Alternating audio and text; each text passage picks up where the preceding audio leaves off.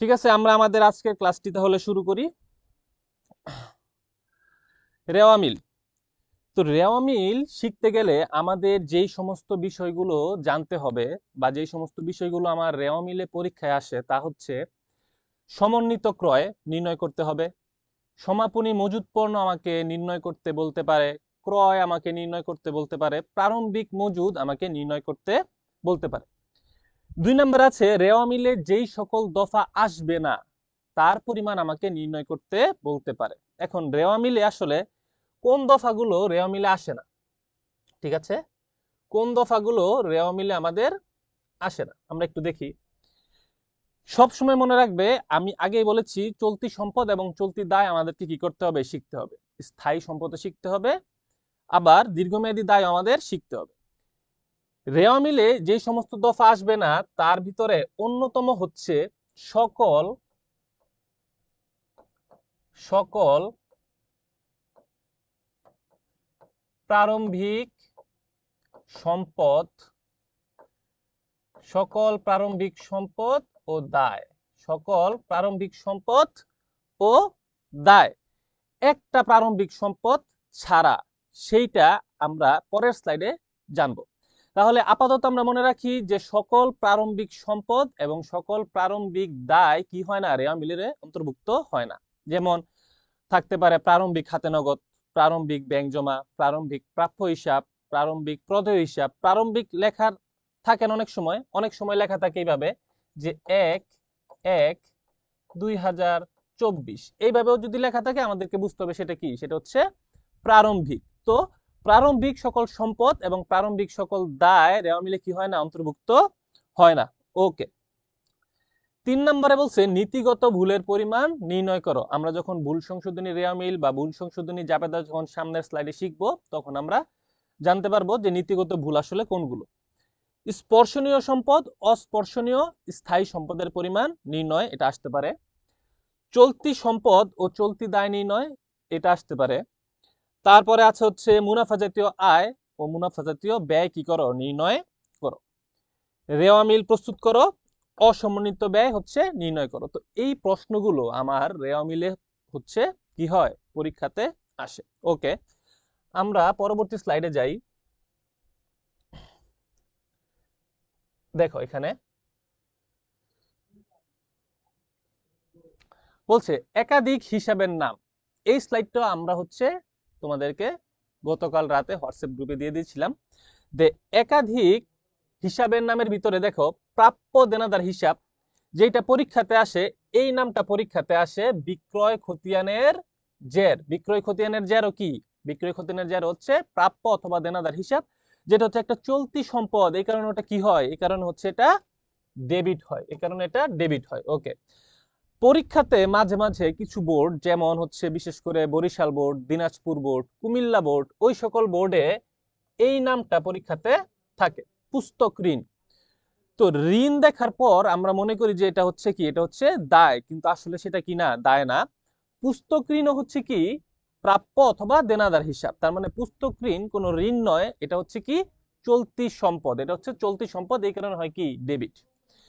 প্রাপ্য হিসাব অথবা দেনাদার হিসাবের আরেকটা নাম হয় সেটা হচ্ছে পাওনা, শুধুমাত্র পাওনা। যদি প্রশ্নের ভিতরে শুধু পাওনা লেখা থাকে তখন সেটা পাওনাদারকে মিন করে না, সেটা মিন করে প্রাপ্য হিসাবকে। তার মানে যদি শুধু পাওনা লেখা থাকে তাহলে সেটা কি হবে, তাহলে সেটা হবে ডেবিট। আচ্ছা, আমরা একটু দ্রুত শেয়ার করে দেই আমাদের বন্ধুদের মাঝে, যাতে হচ্ছে সবাই ক্লাসটি দেখতে পারে এবং সবাই যাতে উপকৃত হতে পারে। কারণ এই দুইটা অধ্যায়ের সৃজনশীল পরীক্ষাতে অ্যান্সার করা আমাদের জন্য একটু জরুরি, যাতে আমরা সময়টা বাঁচাতে পারি। ওকে, আচ্ছা,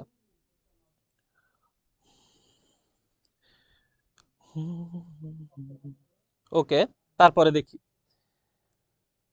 বলেছে প্রদেয় হিসাব, পাওনাদার হিসাব। পাওনাদার হিসাবের আর একটা নাম আছে ক্রয় খতিয়ানের জের অথবা শুধু দেনা। তার মানে শুধু পাওনা বলা থাকলে সেটা প্রাপ্য হিসাব, শুধু দেনা বলা থাকলে সেটা হচ্ছে কি প্রদেয় হিসাব, কি হবে, ক্রেডিট হবে। আর বিক্রয় খতিয়ানের জের হচ্ছে প্রাপ্য হিসাব অর্থাৎ ডেবিট হয়, ক্রয় খতিয়ানের জের হচ্ছে প্রদেয় হিসাব অথবা পাওনাদার হিসাব, যা কি হয়, ক্রেডিট হয়। আচ্ছা, তারপরে আছে ক্রয় ফেরত, বহি ফেরত, বহির্মুখী ফেরত। এই তিনটা জিনিসই হচ্ছে যদি পরীক্ষাতে মাঝে মাঝে অবজেক্টিভ প্রশ্নে আসে, আমরা আমাদের অবজেক্টিভ ক্লাস যখন করবি, স্পেশাল অবজেক্টিভ ক্লাস, আর তোমাদের জন্য একটা গুড নিউজ হচ্ছে আমরা অবজেক্টিভের শুধুমাত্র একটা ক্লাস রেখেছিলাম, সেটা হচ্ছে সবার শেষ ক্লাসটা। কিন্তু আমরা ঠিক করেছি যে হিসাব বিজ্ঞান প্রথম পত্রের সকল অধ্যায়গুলো একবার পড়ানো শেষ হলে আগে প্রথম পত্রের অবজেক্টিভ ক্লাস হবে, তারপর তোমাদের একটা পরীক্ষা নেওয়া হবে। এরপর দ্বিতীয় পত্র শুরু হবে, দ্বিতীয় পত্র পড়ানোর শেষে দ্বিতীয় পত্রের অবজেক্টিভ ক্লাস হবে। অবজেক্টিভ ক্লাসের পর তোমাদের আরেকটা পরীক্ষা নেওয়া হবে, যাতে তোমরা নিজেদেরকে যাচাই করতে পারো। তাহলে পরীক্ষাতে মাঝে মাঝে আসে যে ক্রয় ফেরত, বহির্মুখী ফেরত, এটা কি ধরনের হিসাব? এই হিসাবটার নাম কি? এটা হচ্ছে বিপরীত বিপরীত ব্যয় হিসাব। বিপরীত ব্যয় হিসাব, বিপরীত ব্যয় হিসাব। তার মানে ক্রয়কে কমায় কি? ক্রয় ফেরত। তাহলে ক্রয় হচ্ছে একটা ব্যয়, ক্রয় ফেরত এটা কোনো আয় না, এটা কোনো ব্যয় না, এটাকে বলতে হয় কি? বিপরীত ব্যয় হিসাব। তার মানে ব্যয়কে হ্রাস করে, এই জন্য এর নাম হয়েছে কি? বিপরীত ব্যয় হিসাব। তাহলে ব্যয় যেহেতু কি হয়? ডেবিট হয়। আর বিপরীত ব্যয় সবসময় কি হবে? বিপরীত ব্যয় সবসময় হবে কি? সবসময় হবে ক্রেডিট। ওকে, এইটা খুবই ইম্পর্টেন্ট। ভ্যাট চলতি হিসাবে ডেবিট জের। ভ্যাট চলতি হিসাবে কি জের? ডেবিট জের। অথবা শুধু বলা থাকতে পারে কি? ভ্যাট। আবার বলা থাকতে পারে কি? ভ্যাট অগ্রিম। ওকে, থ্যাংক ইউ ভাই। ওকে, আচ্ছা, তাহলে এই তিনটার যে কোনো একটা নাম হচ্ছে আমাদের থাকতে পারে। যদি যেই নামই থাকুক না কেন, সেটা হবে কি? সেটা হবে হচ্ছে ডেবিট। সেটা হবে কি? সেটা হবে ডেবিট। কেন? কারণ ক্রয় ও ডেবিট হয়। ক্রয়ের যে ভ্যাট চলতি হিসাব, সেটার উদ্দীপ্তটাও কি হয়? ডেবিট হয়, যেটা চলতি সম্পদকে নির্দেশ করে। কি কাকে নির্দেশ করে? চলতি সম্পদকে। তার মানে যদি রেওয়া মিলে কখনো ভ্যাট চলতি হিসাবে ডেবিট জেট দেওয়া থাকে, অথবা এভাবে দেওয়া থাকে যে ভ্যাট চলতি হিসাব, টাকাটা দেওয়া আছে ডেবিটের ঘরে, তাহলে আমার বুঝতে হবে কি? এই ভ্যাট চলতি হিসাব হচ্ছে আমার একটা চলতি সম্পদ। এর বিপরীতে আরেকটা ভ্যাট চলতি হিসাব আছে, যেটা হচ্ছে ভ্যাট চলতি হিসাবের ক্রেডিট জের। ভ্যাট চলতি হিসাবের ক্রেডিট জের। এর আরেকটা নাম থাকতে পারে প্রদেয় ভ্যাট, আরেকটা নাম থাকতে পারে কি? ভ্যাট দায়। তো এগুলো হচ্ছে আমার কি? চলতি দায়। তো দায় যেহেতু ক্রেডিট হয়, এই হিসাবগুলো কি হয়? ক্রেডিট হয়। দেনাদারের বাট্টা সঞ্চিতি, এর আরেকটা নাম হচ্ছে প্রদেয় বাট্টা সঞ্চিতি। দেনাদারের বাট্টা সঞ্চিতি অথবা কি? প্রদেয় বাট্টা সঞ্চিতি। আরেকটা হচ্ছে শুধু কি? বাট্টা সঞ্চিতি। এই তিনটা নাম হচ্ছে একই, একই অর্থ প্রকাশ করে, আর এগুলো কি হয়? ক্রেডিট হয়। ব্যাংক জমাতিরিক্তটা খুব ইম্পর্টেন্ট। পরীক্ষাতে মাঝে মাঝে এই ওভারড্রাফট, এই লেখাটা পরীক্ষাতে মাঝে মাঝে কি হয়? আসে ওভারড্রাফট। তো ওভারড্রাফট আসলে কি? ওভারড্রাফট হচ্ছে ব্যাংকের অতিরিক্ত জমা। তো ব্যাংক জমাতিরিক্ত আমাদের হচ্ছে একটা চলতি দায়। কারণ ব্যাংক জমাতিরিক্ত বলতে বোঝায় আমি ব্যাংকে, ধরো আমার জমা ছিল 50,000 টাকা, কিন্তু ব্যাংক থেকে আমি উত্তোলন করেছি 60,000 টাকা। যেই 10,000 টাকা আমি ব্যাংক থেকে অতিরিক্ত উত্তোলন করলাম, সেই 10,000 টাকাই হচ্ছে ব্যাংক জমাতিরিক্ত, যার জন্য ব্যাংকের নিকট আমি কি থাকি? দায়বদ্ধ থাকি। এই কারণে ব্যাংক জমাতিরিক্ত হচ্ছে কি? একটা চলতি দায়, তাই এটা কি হয়? ক্রেডিট হয়। এই ব্যাংক জমাতিরিক্তরই আরেকটা নাম হচ্ছে ওভারড্রাফট অথবা বিওডি। ওভারড্রাফট অথবা বিওডি। বিওডি দিয়ে কি বুঝায়? Bank overdraft. বি দিয়া ব্যাংক, ও দিয়া ওভার, ডি দিয়া কি? Draft, bank overdraft.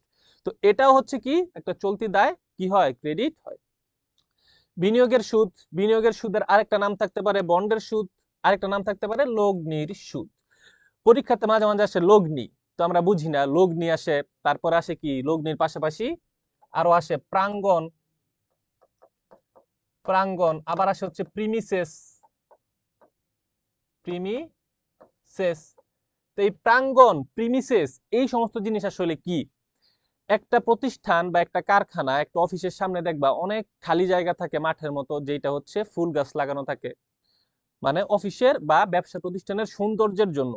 সেই জায়গাটুকুকেই বলা হয় কি? প্রাঙ্গণ অথবা প্রেমিসিস, যেটা হচ্ছে প্রতিষ্ঠানের একটা স্থায়ী সম্পদ। এই জন্য এই দুইটা কি হয়? ডেবিট হয়। তো পরীক্ষাতে আবার লগ্নিও থাকে, শুধু লগ্নি। যখন শুধু লগ্নি লেখা থাকে, আমরা অনেকে এটাকে ক্রেডিট করে ফেলি, কিন্তু এটা ক্রেডিট হবে না। লগ্নি হচ্ছে একটা ইনভেস্টমেন্ট অথবা একটা বিনিয়োগ, ঠিক আছে? তো লগ্নিটা শুধু লগ্নি বলা থাকলে সেটা হচ্ছে একটা স্থায়ী সম্পদ, সেটা কি হবে? ডেবিট হবে। আর সম্পদের সুদ সবসময় কি হয়? ক্রেডিট হয়, কারণ এটা আমার জন্য একটা আয়।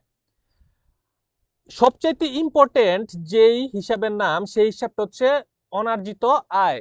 এইটা রেওয়া মিলে বেশিরভাগ টাইম 99% টাইম রেওয়া মিলে পরীক্ষায় আসে, আর তোমরা হচ্ছে সেটাকে কি করো, ভুল করো। অনার্জিত আয়, অনুপার্জিত আয়, অগ্রিম আয়, তিনটা একই জিনিস মিন করে। তার মানে আমি টাকা আগেই নিয়ে ফেলছি কিন্তু এখনো সেবা দেই নাই অথবা প্রোডাক্টটা দেই নাই, তাকেই বলে কি অনার্জিত অথবা অনুপার্জিত আয়। যতক্ষণ না পর্যন্ত আমি তাকে সেবাটা প্রদান করব অথবা আমার প্রোডাক্ট তার কাছে পৌঁছায় দিব, এর আগ পর্যন্ত আমি তার নিকট কি দায়বদ্ধ। এই কারণে অনুপার্জিত আয়, অনার্জিত আয়, অগ্রিম আয় এগুলোকে বলা হয় চলতি দায়। আর দায় সবসময় কি হয়, দায় সবসময় হয় হচ্ছে ক্রেডিট। ওকে, ক্লিয়ার সবাই? আচ্ছা, একটু কমেন্ট করে জানাও যদি হচ্ছে এটা ক্লিয়ার হয়ে যায়, তাহলে হচ্ছে আমরা পরবর্তী স্লাইডে যাব। ওকে,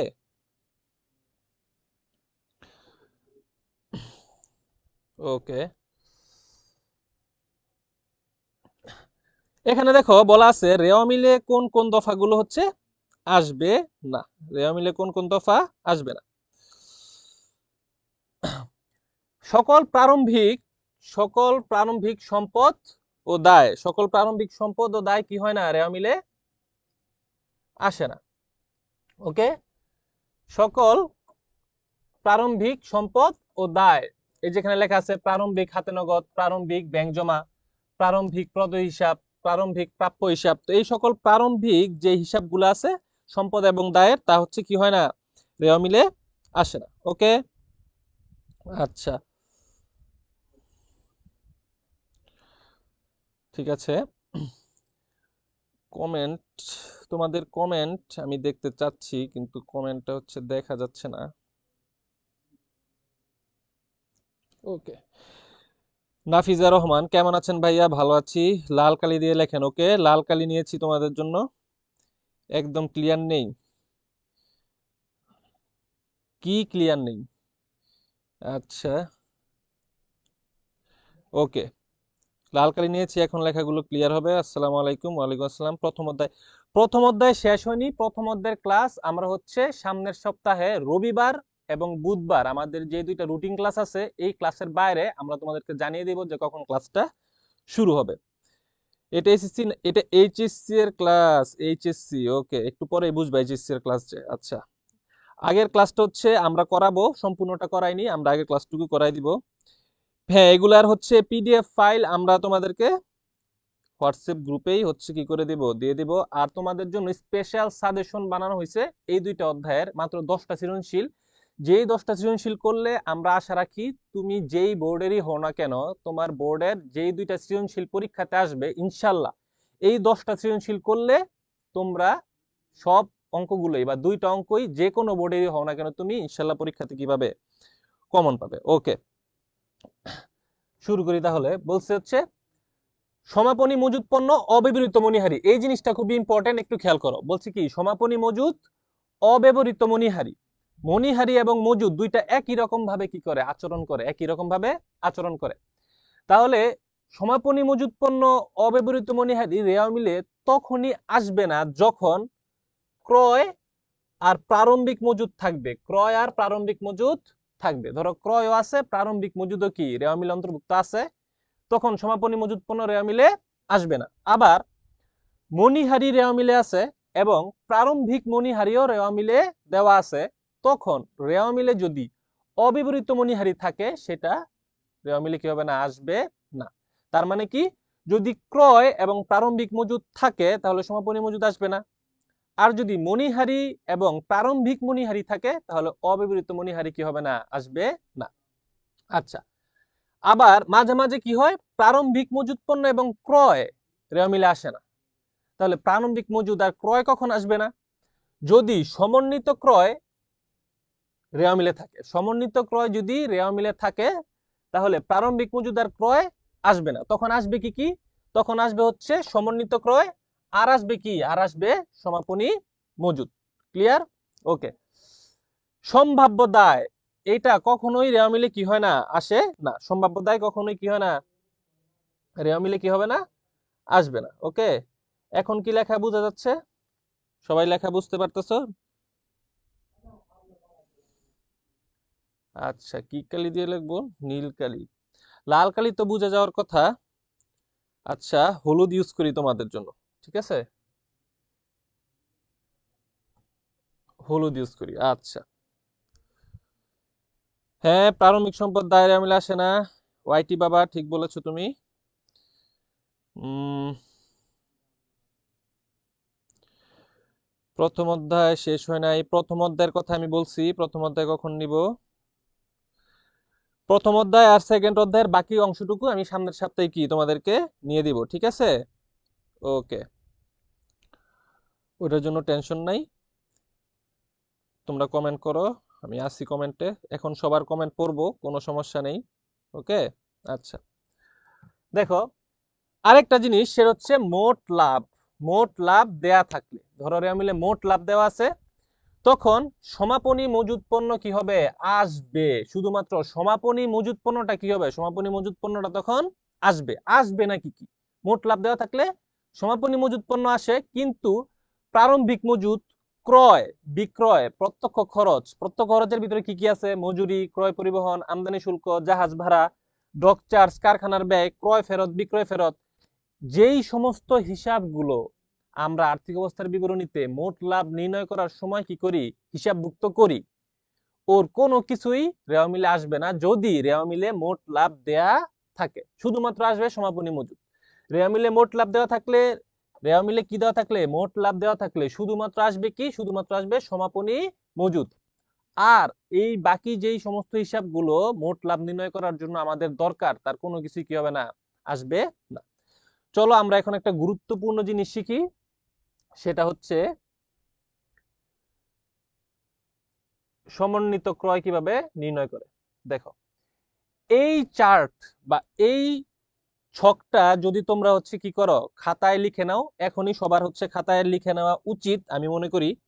যদি তোমরা এটা খাতায় এখনই লিখে নাও, তাহলে হচ্ছে যেই সমন্বিত ক্রয়ের বা ক্রয় বের করার জন্য, সমাপনী মজুদ বের করার জন্য যেই সৃজনশীলগুলো বা যেই ক নাম্বারের প্রশ্নগুলো আমাদের পরীক্ষাতে আসে, তা আমরা কি করতে পারবো, খুব সহজেই পরীক্ষাতে অ্যান্সার করতে পারবো। ওকে, আচ্ছা, ওকে,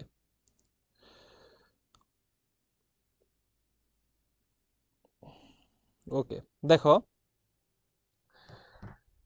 প্রারম্ভিক মজুদ যোগ কৃত পণ্যের ব্যয়, কৃত পণ্যের ব্যয়, এই ছকটা একটু ভালো করে শিখতে হবে, কারণ আমাদের আর্থিক অবস্থার বিবরণীতে এই ছকটা খুবই গুরুত্বপূর্ণ, আমাদের একটা ভূমিকা পালন করবে। কারণ আর্থিক অবস্থার বিবরণীর 100টা নৈবিত্তিকের 70 থেকে 80টা নৈবিত্তিক বা অবজেক্টিভ এই একটা ছক দিয়ে করা সম্ভব, আর খুবই সহজেই করা যায়। ওকে, তাহলে প্রারম্ভিক মজুদ যোগ কৃত পণ্যের ব্যয়, নিট ক্রয় যোগ প্রত্যক্ষ ব্যয়। এখন যদি রেওয়া মিলের ভিতরে প্রত্যক্ষ ব্যয় দেওয়া না থাকে, মজুরি দেওয়া না থাকে, সাধারণত সমন্বিত ক্রয় যখন নির্ণয় করতে বলে, তখন ক্রয়ের সাথে আর কোনো কিছু কি, ক্রয়ের সাথে আর কোনো কিছু থাকে না, শুধু ক্রয়টাই থাকে, আর থাকলে হচ্ছে কি, মজুরি থাকতে পারে। সমন্বিত ক্রয় যোগ সমাপনী মজুদ পণ্য, এই দুই পাশের যোগফল, এই দুই পাশের যোগফল সবসময় কি হয়, সবসময় হচ্ছে সমান হবে, সবসময় সমান হবে। দেখো, একটা আমি করাই দিচ্ছি, আর এইটার অ্যান্সার তোমরা হচ্ছে আমাকে কমেন্ট করে জানাবা। আমি প্রথমে এটা বুঝাই দেই। দেখো, বলা আছে ক্রয় প্রারম্ভিক মজুদ সমাপনী মজুদ দেওয়া আছে, ক্রয় দেওয়া আছে, প্রারম্ভিক মজুদ দেওয়া আছে, সমাপনী মজুদ দেওয়া আছে। আমাকে বললো সমন্বিত ক্রয় বের করতে। সমন্বিত ক্রয় কত হবে সেটা কি জানতে চাইছে। ওকে, তাহলে ক্রয়ের জায়গায়, ক্রয় এই পার্টটুকু হচ্ছে আমার ক্রয়, এই পার্টটুকু হচ্ছে আমার কিসের পার্ট, ক্রয়ের পার্ট, এই যে আছে নিট ক্রয়। তাহলে এখানে আমি লিখে দেই 30,000 টাকা। কত টাকা, 30,000 টাকা। প্রারম্ভিক মজুদ বলা আছে 5,000 টাকা, তাহলে প্রারম্ভিক মজুদ আমি লিখে দিলাম 5,000 টাকা। ওকে, সমাপনী মজুদ বলা আছে 10,000 টাকা, সমাপনী মজুদ লিখলাম আমি 10,000 টাকা। তাহলে দেখো, আমার সূত্রটা সহজ হয়ে গেল। আমি বলতে পারি যে প্রারম্ভিক মজুদ যোগ ক্রয় মাইনাস সমাপনী মজুদ ইকুয়াল টু কি, সমন্বিত ক্রয়। তাহলে এই দুইটার যোগফল হচ্ছে 35,000। 35,000 টাকা থেকে আমি 10,000 টাকা কি করব, বাদ দিব। কেন বাদ দিব, কারণ আমার এই পাশের যোগফল আর আমার এই পাশের যোগফল কি হবে, সব সময় সমান হতেই হবে। তাহলে এই পাশে কত টাকা যোগ করলে 35,000 টাকার সমান হয়, এই পাশে 25,000 টাকা যদি আমি যোগ করি, তাহলে 35,000 টাকার কি হবে, সমান হবে। তাহলে সহজেই আমরা কি করতে পারি, প্রারম্ভিক মজুদ আমার কাছে জানতে চাক, নিট ক্রয়ের পরিমাণ জানতে চাক, সমন্বিত ক্রয়ের পরিমাণ জানতে চাক, অথবা সমাপনী মজুদ পণ্যের পরিমাণ কত আমার কাছে জানতে চাক, খুব সহজেই আমরা কি করতে পারবো, অ্যান্সারটা বের করতে পারবো। তাহলে আমাদের সমন্বিত ক্রয়ের পরিমাণ কত? আমাদের সমন্বিত ক্রয়ের পরিমাণ হচ্ছে 25,000 টাকা। এইখানে দেখো কিছু তথ্য দেওয়া আছে, তোমরা আমাকে প্রারম্ভিক মজুদ কত হবে একটু বের করে কমেন্টে জানাও তো। প্রারম্ভিক মজুদ, এই তথ্যগুলো দিয়ে এই ছকটা ইউজ করে তোমরা হচ্ছে প্রারম্ভিক মজুদ নির্ণয় করে একটু কমেন্টে জানাও, দ্রুত দ্রুত, দেখি কারা কারা পারো, দ্রুত। এইখানে যে তথ্যগুলো আছে এই তথ্য ইউজ করে প্রারম্ভিক মজুদ নির্ণয় করো, এই ছকটা কি করে ব্যবহার করে। ওকে, তাড়াতাড়ি।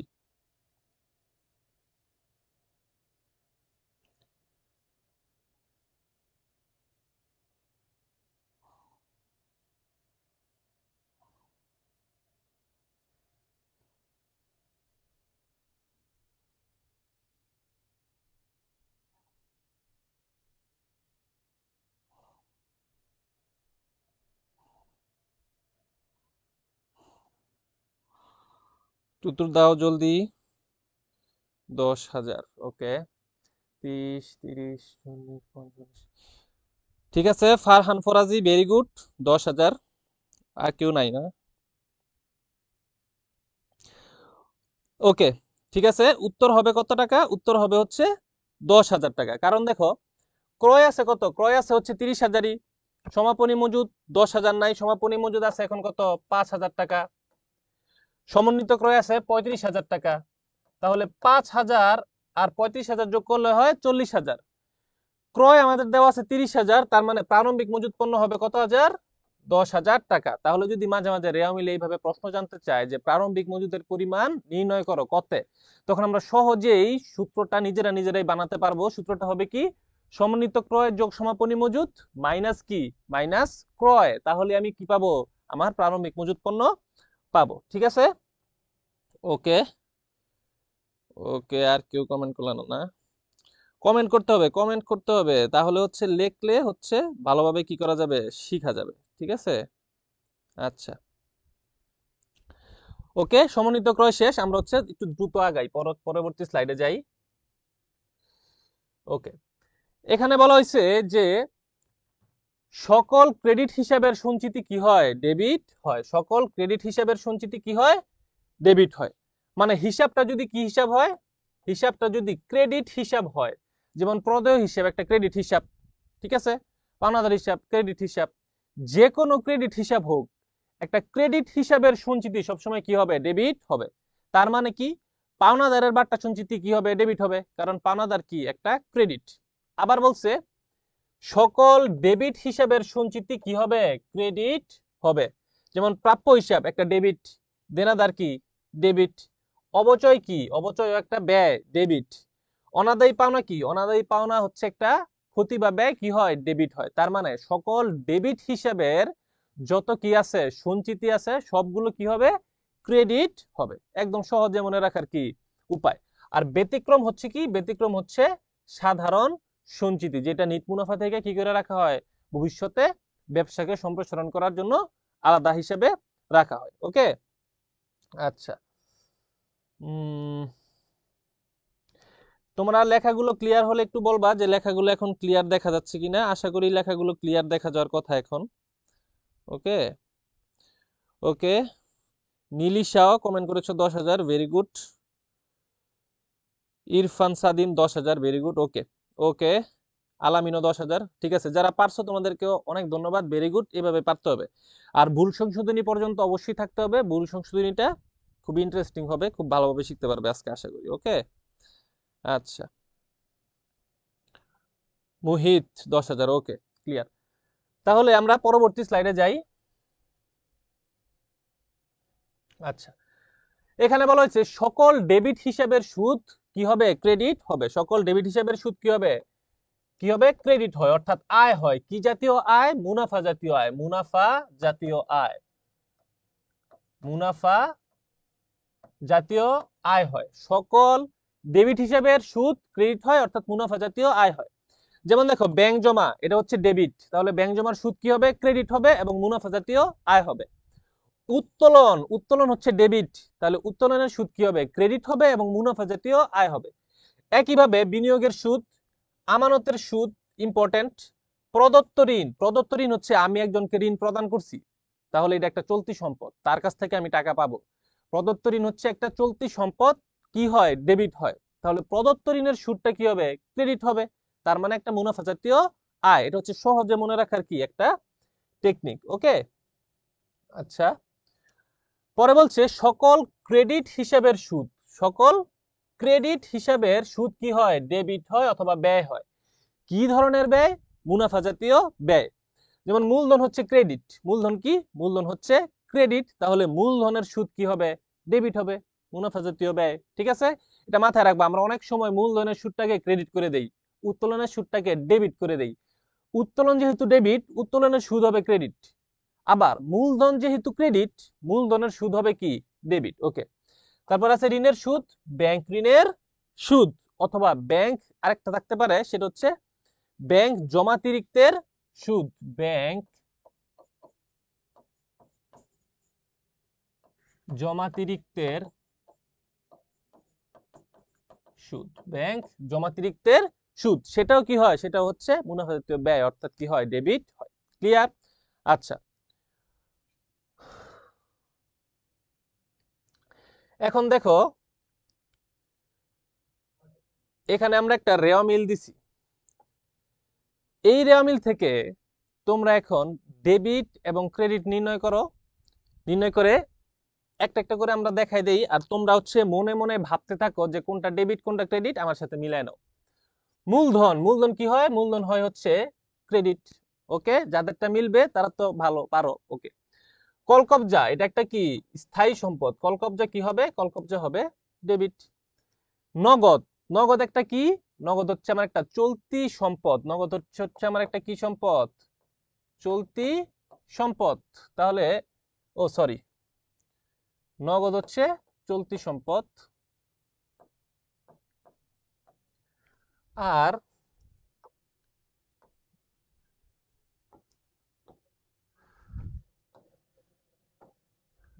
কলকবজা হচ্ছে আমার স্থায়ী সম্পদ। কলকবজা হচ্ছে আমার স্থায়ী সম্পদ। তাহলে নগদ কি হবে? নগদ হবে কি? ডেবিট। ক্রয়, ক্রয় হচ্ছে আমার একটা মুনাফা জাতীয় ব্যয়। ক্রয় হচ্ছে একটা মুনাফা জাতীয় ব্যয়। আমি আগেই বলছিলাম যে রেওয়া মিলের ক্ষেত্রে মুনাফা জাতীয় আয়, মুনাফা জাতীয় ব্যয়, চলতি সম্পদ, চলতি দায়, এগুলো খুব ভালো করে মুখস্থ রাখতে হবে। ওকে, তাহলে ক্রয় আমার একটা কি? মুনাফা জাতীয় ব্যয়, হবে কি? ডেবিট। প্রাপ্ত ভাড়া, সকল প্রাপ্ত, প্রাপ্ত মানে আয়, প্রাপ্ত মানে কি? আয়। ঠিক আছে, প্রাপ্ত মানে হচ্ছে আয়। আয় সবসময় কি হয়? আয় হয় কি? আয় হয় ক্রেডিট। পরীক্ষাতে মাঝে মাঝে প্রশ্ন আসে, পরোক্ষ আয়ের পরিমাণ নির্ণয় করো। পরোক্ষ আয়ের পরিমাণ, সেবা আয় এবং বিক্রয়, এই দুইটা আয় হচ্ছে প্রতিষ্ঠানের প্রত্যক্ষ আয়। এই দুইটা আয় ছাড়া যত আয় আছে সকল আয় কি আয়? পরোক্ষ আয়। তার মানে প্রাপ্ত ভাড়াও কি? প্রাপ্ত ভাড়া হচ্ছে এক প্রকারের পরোক্ষ আয়। ওকে, শিক্ষানবিশ ভাতা, এটা হচ্ছে আমার মুনাফা জাতীয় ব্যয়। কি হবে? এটা হবে ডেবিট। অগ্রিম বীমা, বীমা হচ্ছে একটা ব্যয়। ব্যয় যখন কি হয়? ব্যয় যখন অগ্রিম হয় তখন সেটা হয়ে যায় চলতি সম্পদ। তখন সেটা হয়ে যায় কি? চলতি সম্পদ। তাহলে চলতি সম্পদ কি হয়? চলতি সম্পদ হয় ডেবিট। প্রদেয় নোট, একটা হিসাবের নামের শুরুতে যখনই প্রদেয় লেখা থাকবে তখন আমার বুঝতে হবে সেটা হচ্ছে চলতি দায়। তার মানে যখনই কি থাকবে? যখনই প্রদেয় লেখা থাকবে আমার বুঝতে হবে সেটা কি? চলতি দায়। দায় কি হয়? দায় হয় হচ্ছে ক্রেডিট। চলতি দায়। পণ্য বিক্রয়, পণ্য বিক্রয় হচ্ছে আমার একটা প্রত্যক্ষ আয়। আয় সবসময় কি হয়? আয় সবসময় হয় ক্রেডিট। আচ্ছা, ঋণের সুদ আমরা একটু আগেই পড়ে আসছি, ঋণ হচ্ছে কি? ক্রেডিট। তাহলে ঋণের সুদ হবে কি? ডেবিট, মুনাফা জাতীয় ব্যয়। তাহলে ঋণের সুদ হবে কি? ডেবিট, মুনাফা জাতীয় ব্যয়। আমানত হচ্ছে ডেবিট, তাহলে আমানতের সুদ কি হবে? আমানত যদি ডেবিট হয়, আমানতের সুদ হবে কি? ক্রেডিট। আমানতের সুদ হবে ক্রেডিট, মুনাফা জাতীয় আয়। ঠিক আছে, বেতন, বেতন হচ্ছে একটা ব্যয়। ব্যয় যদি বকেয়া থাকে, ব্যয় যদি কি থাকে? বকেয়া থাকে, তখন সেটা হয়ে যায় চলতি দায়। ব্যয় যদি বকেয়া থাকে হয়ে যায় কি? চলতি দায়। আর দায় সবসময় কি হয়? দায় সবসময় হয় হচ্ছে ক্রেডিট। ওকে, আচ্ছা, ওকে। প্রাপ্য হিসাব, হিসাবের নামের শুরুতে যদি কি থাকে, প্রাপ্য থাকে, হিসাবের নামের শুরুতে যদি কি থাকে, প্রাপ্য থাকে, তাহলে সেটা সবসময় কি হয়, চলতি সম্পদ হয়। এটা হতে পারে প্রাপ্য হিসাব, প্রাপ্য বিল, প্রাপ্য ভাড়া, প্রাপ্য বেতন, প্রাপ্য কমিশন, প্রাপ্য বাট্টা, মানে প্রাপ্য এই শব্দটা উল্লেখ থাকলে সেটা হয় কি, চলতি সম্পদ, অর্থাৎ কি হবে, ডেবিট হবে। মূলধন, মূলধন হচ্ছে ক্রেডিট, তাহলে মূলধনের সুদ কি, মূলধনের সুদ হচ্ছে ডেবিট। ভেরি গুড, মূলধনের সুদ হচ্ছে ডেবিট, তার মানে কি, মুনাফা জাতীয় একটা ব্যয়। উত্তোলন, উত্তোলন হচ্ছে কি, ডেবিট, তাহলে উত্তোলনের সুদ কি হবে, উত্তোলনের সুদ হবে হচ্ছে ক্রেডিট, উত্তোলনের সুদ হবে হচ্ছে কি, ক্রেডিট। ওকে, মুনাফা জাতীয় আয়। বহিঃপরিবহন, বহিঃপরিবহন একটা মুনাফা জাতীয় ব্যয়, হবে হচ্ছে কি, ডেবিট। কুরিন, কুরিন বা অনাদায়ী পাওনা, কুরিন বা অনাদায়ী পাওনা হচ্ছে কি, আমার একটা ব্যয় বা ক্ষতি, তাহলে কুরিন বা অনাদায়ী পাওনা যদি ডেবিট হয়, হ্যাঁ, প্রাপ্ত সবসময় আয়, নাফিজা, ভেরি গুড। তাহলে কুরিন যদি কি হয়, কুরিন যদি হয় ডেবিট, তাহলে কুরিন সঞ্চিতি হবে কি, কুরিন সঞ্চিতি হবে ক্রেডিট, কারণ সকল ডেবিট হিসাবের সঞ্চিতি কি হয়, ক্রেডিট হয়। ব্যাংক জমাতিরিক্ত হচ্ছে আমার একটা চলতি দায়, আর দায় সবসময় কি হয়, দায় সবসময় হয় ক্রেডিট। আশা করি তোমরা হচ্ছে এই রেওয়ামিলের কোনগুলো ডেবিট কোনগুলো ক্রেডিট সেগুলো খুব ভালো মতো বুঝছো। এই রেওয়ামিল থেকে এই প্রশ্ন আসতে পারে যে চলতি সম্পদ এবং চলতি দায় নির্ণয় করো, চলতি সম্পদ এবং চলতি দায় কি করো, নির্ণয় করো। তখন আমার চলতি সম্পদগুলো বের করে যোগ করতে হবে এবং চলতি দায়গুলো বের করে কি করতে হবে, যোগ করতে হবে। যেমন নগদ হচ্ছে আমার কি, একটা চলতি সম্পদ। ওকে, অগ্রিম বীমা, এটা আমার একটা কি, চলতি সম্পদ। আর কি আছে, এখানে আছে প্রাপ্য হিসাব, এটা আমার একটা কি, চলতি সম্পদ। তাহলে এই তিনটা চলতি সম্পদই আমার এই অঙ্কের ভিতরে কি আছে। আবার যদি বলে চলতি দায়ের পরিমাণ নির্ণয় করো, তাহলে হচ্ছে এই প্রদেয় নোট আমার একটা কি, চলতি দায়। ব্যাংক জমাতিরিক্ত, ব্যাংক জমাতিরিক্ত আমার একটা কি, চলতি দায়। ওকে, বকেয়া বেতন, এই বকেয়া বেতন আমার জন্য একটা কি, চলতি দায়। এইভাবে আলাদা আলাদা করে তোমার এক বক্সের ভিতরে কি করতে হবে, যোগ করে দেখাই দিতে হবে। ঠিক আছে, ওকে, আমরা পরবর্তী যে অঙ্কটা আছে সেটাতে যাই। এই অঙ্কটা করার পরই আমরা হচ্ছে রেওয়ামিলের যে ভুল এবং সবচাইতে ইম্পর্টেন্ট যে টপিকটা ভুল সংশোধনী জাবেদা, সেটা খুব সহজ ভাবে হচ্ছে কি করব, শিখে ফেলবো। ওকে, আচ্ছা, এটা একটু তোমরা আগে পুরোটা দেখো, দেখো নিজেরা নিজেরা একটু দেখো পারো কিনা, তারপরে আমি খুব দ্রুত কোনটা ডেবিট কোনটা ক্রেডিট সেটা কি করব, দেখাই দিতেছি। ওকে, আর একটু শেয়ার করে দাও, যাতে অন্তত ভুল সংশোধনী জাবেদাটা যাতে তোমাদের বন্ধুরা বা যারা যাদের হচ্ছে এটাতে সমস্যা হয়, আমার মতে হচ্ছে ভুল সংশোধনী জাবেদাতে 90% শিক্ষার্থীরই হচ্ছে একটু ঝামেলা হয়, তাহলে ওরাও যাতে ক্লাসটা করতে পারে, উপকৃত হয়, ওদের কাছে একটু শেয়ার করে দাও, ঠিক আছে, যাতে ভুল সংশোধনী জাবেদাটা অন্তত সবাই কি ক্লাসটা করতে পারো তোমরা। ক্লিয়ার? একটু দ্রুত একটু শেয়ার করো, একটু গ্রুপে গ্রুপে শেয়ার করে দাও, যাতে হচ্ছে সব বন্ধুরা তোমার দেখতে পারে। হুম,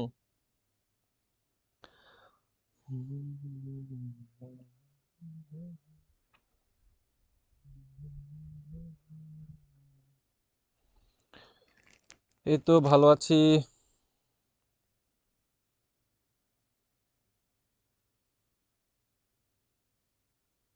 ওকে, ওকে, আচ্ছা, মূলধনের সুদ কিভাবে ক্রেডিট, দেখো, আমি যদি আচ্ছা, আমি যদি কি হই, আমি যদি প্রতিষ্ঠান, এখন আমি প্রতিষ্ঠান নিজে অ্যাকাউন্টিং করার সময় সব সময় অ্যাকাউন্টিং হোক ফিনান্স হোক, সব সময় নিজেকে ভাবতে হবে প্রতিষ্ঠান, নিজেকে মালিক ভাবলে চলবে না, নিজেকে ভাবতে হবে যে আমি প্রতিষ্ঠান, মালিক হচ্ছে আলাদা জিনিস, আমি প্রতিষ্ঠান, আমি হচ্ছে আলাদা জিনিস। মালিকরা কি করে, মালিকরা হচ্ছে প্রতিষ্ঠানে মূলধন বিনিয়োগ করে। মালিকরা যখন প্রতিষ্ঠানে আমার কাছে মূলধনটা বিনিয়োগ করলো, আমি কি করলাম, আমি এই মূলধনের বিপরীতে মালিকদেরকে সুদ প্রদান করলাম, আমি তো নিজে প্রতিষ্ঠান, আমি তাদেরকে সুদ প্রদান করলাম। এই সুদটা মালিকদের জন্য হচ্ছে আয়, কিন্তু আমি তো প্রতিষ্ঠান, আমি কি করলাম, আমি মালিকদেরকে এই সুদটা প্রদান করছি। এই কারণে মূলধনের সুদটা প্রতিষ্ঠানের জন্য কি হয়, একটা ব্যয় হয়, কিন্তু মালিকদের জন্য কি হয়, মালিকদের জন্য হয় আয়। ঠিক সেম কনসেপ্ট উত্তোলনের ক্ষেত্রে, মালিকরা প্রতিষ্ঠান থেকে টাকা উত্তোলন করে নেয়, এই উত্তোলনকৃত টাকার বিনিময়ে প্রতিষ্ঠানকে মালিকরা কি করে সুদ প্রদান করে। মালিকদের কাছে ওই উত্তোলনের সুদটা হচ্ছে ব্যয়, কিন্তু যেহেতু সেই সুদটা প্রতিষ্ঠান আমি মালিকদের কাছ থেকে গ্রহণ করি, এই কারণে উত্তোলনের সুদটা প্রতিষ্ঠানের জন্য একটা কি মুনাফা জাতীয় অথবা পরোক্ষ আয়। আশা করি এখন বুঝছো। ক্লিয়ার? আরো কোনো প্রশ্ন থাকলে করো, আমি আমার চোখের সামনে যেটাই পড়বে আমি অ্যান্সার দেওয়ার চেষ্টা করব। আসলে হচ্ছে আমার ফোনটা ততটা ভালো না, ঠিক আছে, তো এই কারণে কমেন্টগুলা ঠিক মতো আসে না, একটু আগে আসে একটু পরে আসে। ওকে, কিন্তু তোমরা করো। আমার সামনে যেটা পড়বে বহিঃপরিবহন। বহিঃপরিবহন কিভাবে? ডেবিট। সকল পরিবহনই ডেবিট। ক্রয় পরিবহন, আন্তঃপরিবহন, বহিঃপরিবহন, যত পরিবহন আছে সকল পরিবহনই কি হয়? ডেবিট হয়, কারণ এটা মুনাফা জাতীয় ব্যয়।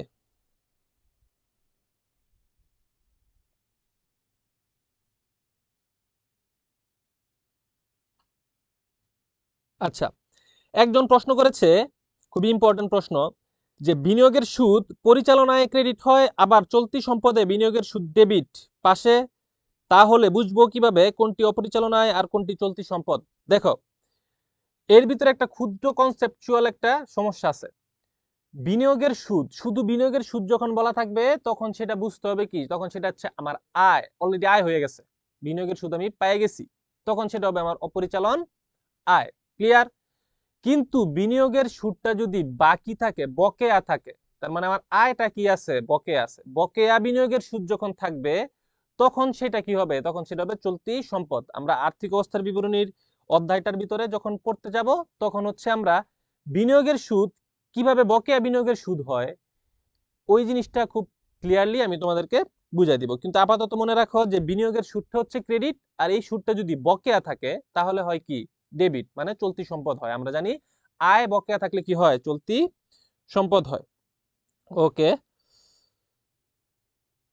সকল প্রকার সঞ্চিতি ক্রেডিট, কিন্তু পাওনাদারের বার্তা সঞ্চিতি কি হয়? ডেবিট। আমি বলেছি কি যে ডেবিট হিসাবের সঞ্চিতি হয় ক্রেডিট, ক্রেডিট হিসাবের সঞ্চিতিগুলো কি হয়? ডেবিট হয়। ওকে, আচ্ছা।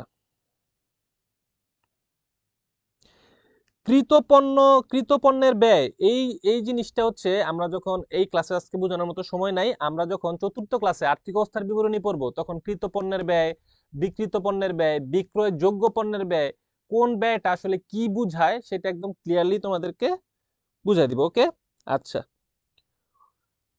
ওকে, দেখো এখন সাউন্ড লাউড না, সাউন্ডটা অনেক লাউড হওয়ার কথা। ওকে, 10টা সৃজনশীল প্রশ্ন আমি গ্রুপে দিয়ে দেব পিডিএফ ফাইল, সেই পিডিএফ ফাইল থেকে তোমরা কি করবা? প্র্যাকটিস করবা। ওকে, আচ্ছা। তাহলে তোমরা এটা দেখছো, এখন আমরা খুব শর্টে সমাধানটা করি। মূলধন, মূলধন হিসাব কি হয়? মূলধন হিসাব হয় হচ্ছে ক্রেডিট, সুনাম হয় কি? ডেবিট। সুনাম হচ্ছে আমার একটা অস্পর্শনীয় স্থায়ী সম্পদ। সুনাম, কপিরাইট, প্যাটেন্ট, ট্রেডমার্ক, এগুলো হচ্ছে আমার কি? অস্পর্শনীয় স্থায়ী সম্পদ। নগদ একটা চলতি সম্পদ, কি হবে? ডেবিট। ক্রয় একটা মুনাফা জাতীয় ব্যয়, কি হবে? ডেবিট হবে। ঠিক আছে, আমি এগুলো লিখি, লেখার পর হচ্ছে তোমাদেরকে আমি ভুল সংশোধনী জাবেদাটা শুরু করে দিব। ওকে,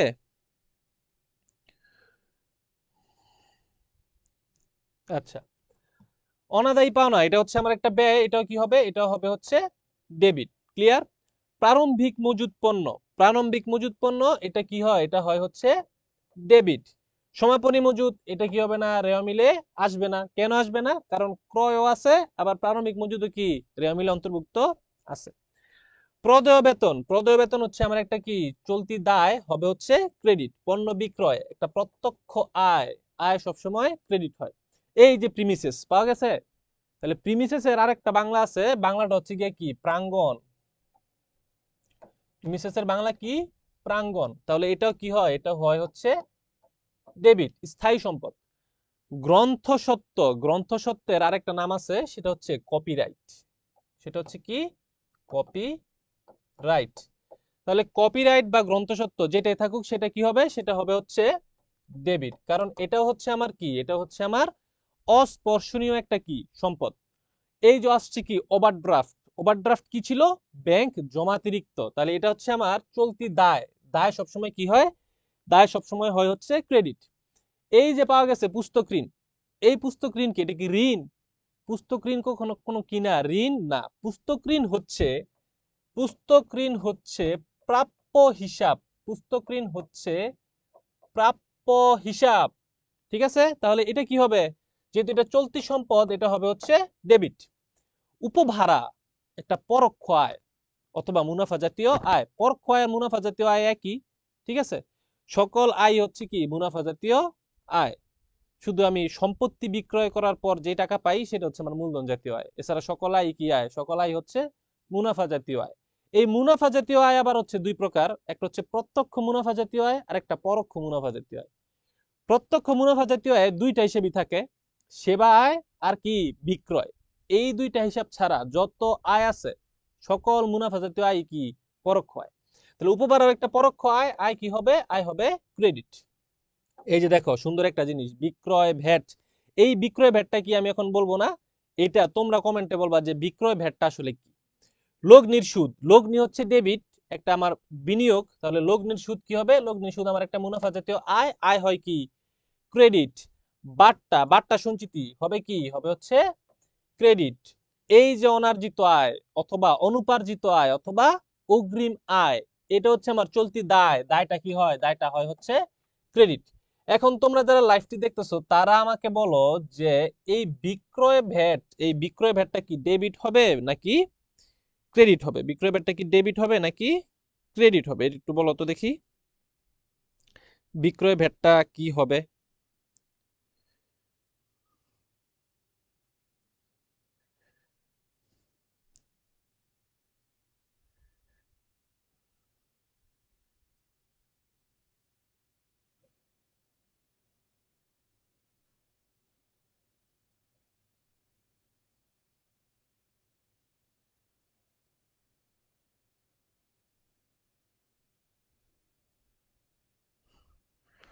ওকে, বিক্রয় ভ্যাট হবে কি, বিক্রয় ভ্যাট হবে ক্রেডিট, কারণ বিক্রয়ের ভ্যাট হচ্ছে একটা চলতি দায়, বিক্রয়ের ভ্যাট হচ্ছে একটা চলতি দায়, আর দায় সবসময় কি হয়, দায় সবসময় হয় হচ্ছে ক্রেডিট। ওকে, ওকে বাচ্চারা।